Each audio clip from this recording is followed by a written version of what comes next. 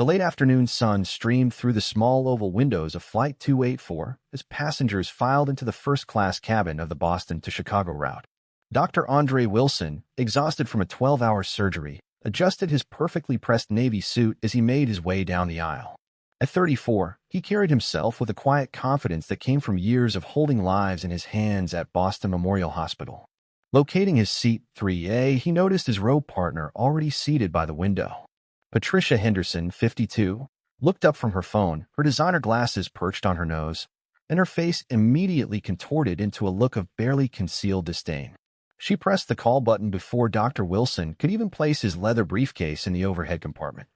Flight attendant Olivia Martinez appeared within seconds, professional smile unwavering. "How can I help you, ma'am?" Patricia's voice carried deliberately through the cabin. "There must be some mistake. I paid full price for first class, and I believe this person might be in the wrong section." She emphasized person with a slight curl of her lip, her manicured fingers clutching her armrest. Dr. Wilson remained standing, his expression neutral, but his jaw tightening almost imperceptibly. Several nearby passengers glanced uncomfortably in their direction. "Ma'am," Olivia began, "all our passengers in first class have the correct tickets." "Well, could you check?" Patricia interrupted, her voice sharp. "I find it hard to believe that. I assure you, this is my assigned seat." Dr. Wilson spoke for the first time, his deep voice calm and measured. He pulled out his boarding pass, though he was under no obligation to do so. Patricia barely glanced at it. "Anyone can purchase a first-class ticket these days, I suppose," she muttered loud enough for the entire section to hear. "I remember when it meant something." An elderly gentleman across the aisle shifted uncomfortably in his seat. A young woman 2 rows ahead turned around, her face flushed with second-hand embarrassment. Dr. Wilson stored his briefcase and took his seat, maintaining his dignified composure. The leather creaked beneath him as he settled in, deliberately taking measured breaths. He faced prejudice before, but something about being trapped in a metal tube at 35,000 feet with it made it more suffocating. Patricia wasn't finished. She pulled out a travel-sized hand sanitizer and ostentatiously cleaned her hands, leaning as far toward the window as possible. "I should have flown private," she announced to no one in particular. "The standards these days. Would you like something to drink before takeoff?" Olivia asked, trying to diffuse the tension. "White wine," Patricia snapped. "I'll need it for this flight." She then turned to Dr. Wilson with artificial sweetness. "And what will you have? The airline does serve more than just grape soda, you know." A pin-drop silence fell over the first-class cabin. Dr. Wilson adjusted his custom cufflinks, a graduation gift from his late mother, and replied evenly, "Just water, thank you." As Olivia moved away, Patricia pulled out her phone again, typing furiously. "I'm messaging the airline's customer service. This is unacceptable. I'm a platinum member, you know. Been flying this route every month for 15 years for hospital board meetings." Dr. Wilson's attention flickered briefly at the mention of hospital board meetings, but he said nothing, instead pulling out the latest issue of the New England Journal of Medicine from his briefcase. "Oh, can you even understand what's written in that?" Patricia sneered, noticing the medical journal. "Or is it just for show?" Before Dr. Wilson could respond, the captain's voice crackled over the intercom, announcing their departure. As the plane began taxiing, Patricia continued her running commentary, each word dripping with prejudice. "First, they let anyone buy first-class tickets. Next thing you know, they'll let anyone become doctors," she scoffed, pointedly looking at Dr. Wilson's journal. Dr. Wilson turned a page, his hands steady despite the growing tension. The article he was reading detailed a groundbreaking pediatric cardiac procedure, one he pioneered 6 months ago. His research paper on it was actually featured 3 pages later, though Patricia would never know that. As the plane reached cruising altitude, Patricia ordered another wine.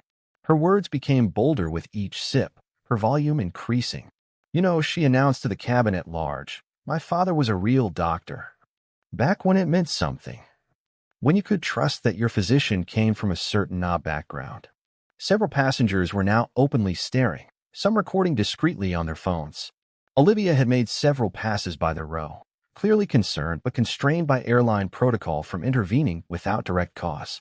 Dr. Wilson maintained his dignity, though his knuckles had whitened slightly where they gripped his journal. He performed 3 life-saving surgeries this week alone, including one on a diplomat's child. Tomorrow, he was scheduled to perform a delicate procedure on an 8-year-old boy named Tommy Lawrence, who had been transferred to his care from Chicago. The irony wasn't lost on him. He was flying to Chicago to save a child's life, while sitting next to someone who couldn't see past the color of his skin. Patricia's phone buzzed. She read something on her screen and smiled triumphantly. "Well," she announced, "I've just heard back from customer service. They're very concerned about my complaint." "Very concerned indeed. I made sure to detail everything about this situation." She gestured vaguely in Dr. Wilson's direction. The tension in the cabin had reached a breaking point. A businessman in row 2 had removed his headphones, clearly contemplating whether to speak up. The elderly gentleman across the aisle was shaking his head disapprovingly at Patricia. Just then, a commotion started several rows back in the main cabin. A child's voice cried out in pain, followed by a woman's panicked calls for help. Dr. Wilson's head turned slightly toward the sound, his trained ears picking up the telltale signs of distress. Little did Patricia Henderson know, but the next few minutes would completely shatter her world, and her prejudices were about to collide head-on with reality in the most dramatic way possible. The first signs of trouble came as a high-pitched cry that pierced through the drone of the airplane engines. 8-year-old Tommy Lawrence clutched his chest, his face contorted in pain as his mother held him, fear etched across her features. The boy's normally rosy cheeks had turned an alarming shade of gray. "My baby. Something's wrong with my baby." Tommy's mother's voice cracked with panic, cutting through the quiet hum of the cabin. Flight attendant Olivia Martinez rushed down the aisle, her trained eyes quickly assessing the situation. Tommy's breathing had become labored, each intake of air appearing to cause him more distress. "Is there a doctor on board?" Olivia's voice rang out clear and professional, though underlaid with urgency. "We have a medical emergency." Dr. Wilson immediately unbuckled his seatbelt, but as he began to rise, Patricia Henderson's manicured hand shot out, grabbing his arm. "Where do you think you're going?" she hissed. "Sit down. They need a real doctor." He gently but firmly removed her hand. "I am a real doctor, Mrs. Henderson." "Now, if you'll excuse me." "Don't make me laugh," Patricia sneered, raising her voice. "You expect me to believe that?" "Olivia," she called out. "This man is trying to take advantage of the situation. He's probably just looking to steal someone's wallet in the confusion." The passengers around them gasped at her blatant racism, but Dr. Wilson was already moving. Another cry from Tommy spurred him into action. As he reached the boys' row, Tommy's mother looked up with tears streaming down her face. Then her eyes widened in recognition. "Dr. Wilson? Oh, thank God," she exclaimed. "Tommy's your patient for tomorrow's surgery." Patricia's jaw dropped audibly from her seat, but no one was paying attention to her anymore. Dr. Wilson knelt beside Tommy, his practiced hands already checking the boy's pulse. "Hey, buddy," he said softly, his voice carrying the warmth and authority that had comforted countless young patients. "I didn't expect to see you until tomorrow, but that's okay. Can you tell me where it hurts?" Tommy pointed to his chest, his small hand trembling. Dr. Wilson's expression remained calm, but his mind was racing through possibilities. He'd reviewed Tommy's case file extensively, a congenital heart condition that required immediate surgical intervention. The stress of the flight might have exacerbated his condition. "Olivia," Dr. Wilson called out, his voice steady and authoritative. "I need the emergency medical kit. Also, does this aircraft have portable oxygen?" "Yes, doctor," Olivia replied, already moving to retrieve the supplies. The entire cabin had fallen silent, passengers watching the scene unfold with bated breath. From her seat, Patricia Henderson had begun to squirm uncomfortably, her earlier bravado deflating as she watched Dr. Wilson work. She pulled out her phone, frantically scrolling through something, her face growing paler by the minute. Dr. Wilson was fully focused on his patient. With practiced efficiency, he had Tommy lying across 2 seats, administering oxygen and checking his vitals. "Mrs. Lawrence," he addressed Tommy's mother. "The pressure change from the flight has put extra stress on Tommy's heart. I'm going to give him something to help, but I need your consent." "Anything, doctor," she nodded tearfully. "We trust you completely. That's why we chose to transfer Tommy to your care in Boston. You're the best pediatric cardiac surgeon in the country." More color drained from Patricia's face as she overheard this exchange. She had pulled up Dr. Wilson's profile on her phone, his impressive credentials at Boston Memorial Hospital now displayed on her screen, including his position as the youngest chief of pediatric cardiac surgery in the hospital's history. Dr. Wilson administered the medication with steady hands, his focus unwavering. "Good boy, Tommy," he encouraged as the child's breathing began to ease. "Just like we discussed in my office last week, remember? Nice, slow breaths." The next 15 minutes felt like hours to the passengers watching the scene unfold. Dr. Wilson remained by Tommy's side, monitoring his condition while keeping up a gentle stream of conversation to keep the boy calm. He explained every action to Mrs. Lawrence, his professionalism and expertise evident in every movement. Gradually, color returned to Tommy's cheeks. His breathing regulated, and the pain in his chest subsided. The medication had worked exactly as Dr. Wilson had anticipated. Several passengers broke into spontaneous applause, but Dr. Wilson paid no attention to it, still focused on his patient. "Mrs. Lawrence," he said, "Tommy's stable now, but I want to monitor him for the remainder of the flight. I'm also going to recommend moving tomorrow's surgery up by a few hours. I'll have my team ready as soon as we land." "Thank you, Dr. Wilson," Mrs. Lawrence sobbed in relief, clutching her son's hand. "You're an angel." From her first-class seat, Patricia Henderson had become almost catatonic with mortification. The hospital board meeting she was flying to? It was at Boston Memorial Hospital, Dr. Wilson's hospital. The same hospital where she served as a junior board member, and where she had just spent the last hour verbally abusing and racially profiling one of their most prestigious surgeons. The irony of the situation wasn't lost on the other passengers, many of whom were now looking at Patricia with undisguised disgust. The elderly gentleman across the aisle from her first-class seat shook his head and muttered, "Shame on you, madam. Shame on you." As Dr. Wilson continued to monitor Tommy, Olivia made her way to the front of the plane to update the captain. The story of what had transpired, both the medical emergency and Patricia's earlier behavior, had spread throughout the cabin. Phones had recorded much of it, and Patricia's face grew even paler as she realized the potential consequences of her actions becoming public. But Dr. Wilson remained focused solely on his patient, his earlier humiliation seemingly forgotten in the face of doing what he did best, saving lives. The contrast between his profound professionalism and Patricia's prejudiced behavior couldn't have been starker, and everyone on Flight 284 knew they were witnessing something they would never forget. The descent into Chicago O'Hare brought with it a transformative silence throughout the cabin. Dr. Wilson remained beside Tommy, monitoring his vitals with the same unwavering attention he'd maintained for the past hour.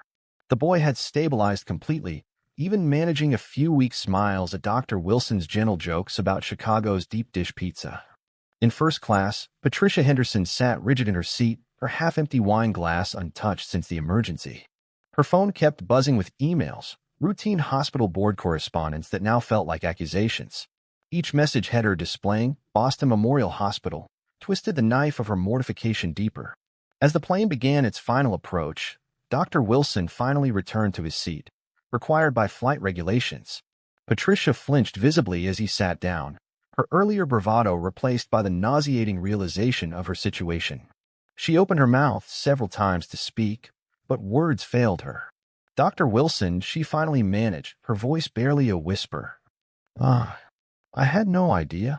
"Mrs. Henderson," he interrupted quietly, his voice carrying the same professional calm he'd maintained throughout the flight. "I don't need to know what position you hold at Boston Memorial to deserve basic human dignity. Neither does anyone else." The words hit her like physical blows. Tears welled up in her eyes, not from remorse, but from the dawning horror of her predicament. Several passengers had recorded her earlier behavior. The businessman in row 2 was already typing furiously on his laptop, no doubt composing an email to the hospital board. The plane touched down with a gentle thud.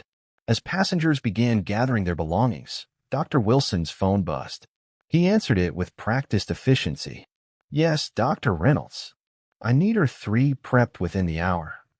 Patient is Tommy Lawrence. Yes, the Chicago transfer. Had an episode on the flight.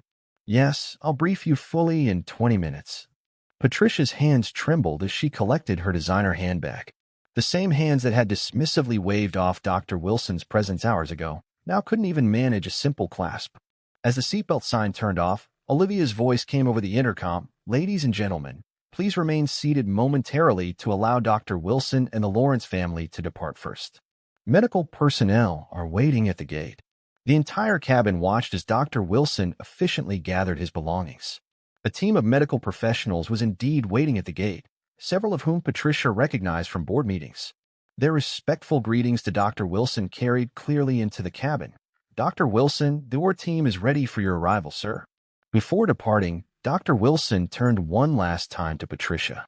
"Mrs. Henderson, I believe we'll be seeing each other at tomorrow's board meeting. I'm scheduled to present my department's quarterly review. I look forward to discussing our pediatric cardiac unit's achievements, including today's successful emergency intervention." The color drained completely from Patricia's face. The quarterly review, where she would sit among her fellow board members and face the man she had spent an hour degrading, the man who had just saved a child's life while bearing her abuse with grace and professionalism. As Dr. Wilson strode down the jet bridge with Tommy's medical team, passengers began to disembark. Many made a point of giving Patricia a wide berth, their disapproving glances speaking volumes. The elderly gentleman across the aisle paused before leaving. "I've served on hospital boards for 40 years, madam. I've never witnessed such a disgraceful display from a board member. Expect my letter to the chairman." Patricia sat frozen in her seat long after most passengers had left. Her phone buzzed again, an email from the hospital board chairman requesting an urgent meeting regarding an incident reported on Flight 284. Another notification popped up. A viral video was already circulating on social media, titled, "Racist Board Member Humiliates Top Doctor." Then this happened. Olivia, who had watched everything unfold, approached with professional detachment. "Mrs. Henderson, we'll need you to deplane now. Also, the airline will be reviewing your platinum membership status given today's events." Walking through O'Hare's terminal, Patricia spotted Dr. Wilson in the distance, efficiently leading his medical team and the Lawrence family toward the hospital transport. She watched as other doctors and airport staff stepped aside respectfully as he passed. His earlier words echoed in her mind. "I don't need to know what position you hold to deserve basic human dignity." That evening, as Dr. Wilson scrubbed in for Tommy's emergency surgery, Patricia sat in her hotel room, staring at two emails, one announcing an emergency board meeting to discuss her conduct, and another announcing Dr. Wilson's nomination for the hospital's Physician of the Year award. The irony was not lost on her that the very surgeon she had humiliated would likely be her last memory of serving on Boston Memorial's board. In the OR, Dr. Wilson focused solely on his patient, his earlier ordeal set aside with characteristic professionalism. As he had demonstrated at 35,000 feet, it was never about titles, positions, or prejudices. It was about saving lives, one heart at a time. The next morning's Boston Globe headline would read, "Heroic Surgeon Saves Child Mid-Flight Despite Racist Attack." But Dr. Wilson wouldn't read it. He'd be too busy making his rounds, treating every patient with the same dignity that had left an entire plane full of witnesses speechless and one board member's career in free fall.